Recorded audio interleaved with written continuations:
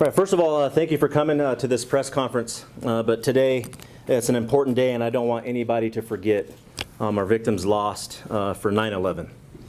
This morning, my command staff and myself, we went out to an event to honor those victims, and it's still sombering, so I don't ever want anybody to ever forget that. Once I read a short statement, I will answer some questions. As we all know, Governor Michelle Lujan Grisham issued an emergency temporarily suspending open and concealed carry laws for the next 30 days in Bernalillo County. Let me start by saying I'm holding this press conference and to answer many other people's questions, not only on social media, but directly to my phone. One, this is not grandstanding, nor is this to bring attention to myself.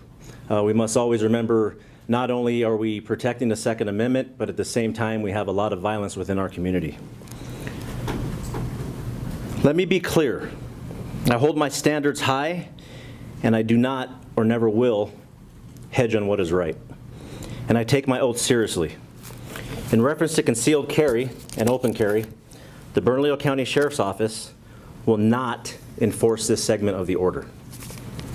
While I understand the urgency, the temporary ban challenges the foundations of our Constitution, but most importantly, it is unconstitutional. My oath was to protect the Constitution, and that is what I will do. The governor made it clear in her press conference. She knew we as law enforcement did not agree with the order, and as a result, this was solely her decision. Other than this ban being unconstitutional, here are other reasons why I will not enforce the order. One, what many forget, is I have enough violence here in Bernalillo County. I do not want to have political violence towards my deputies or here in Bernalillo County. My job is to keep the peace and to make sure that the citizens of Bernalillo County are safe, and I do not believe that this order will help me do so. I'm a law enforcement professional. This order will not do anything to curb gun violence other than punish law-abiding citizens from their constitutional right to self-defense. Let me give you a personal story. Last week, as I'm sitting here as the sitting sheriff, I get a phone call that my brother also was a victim of gun violence last week that many of you do not know.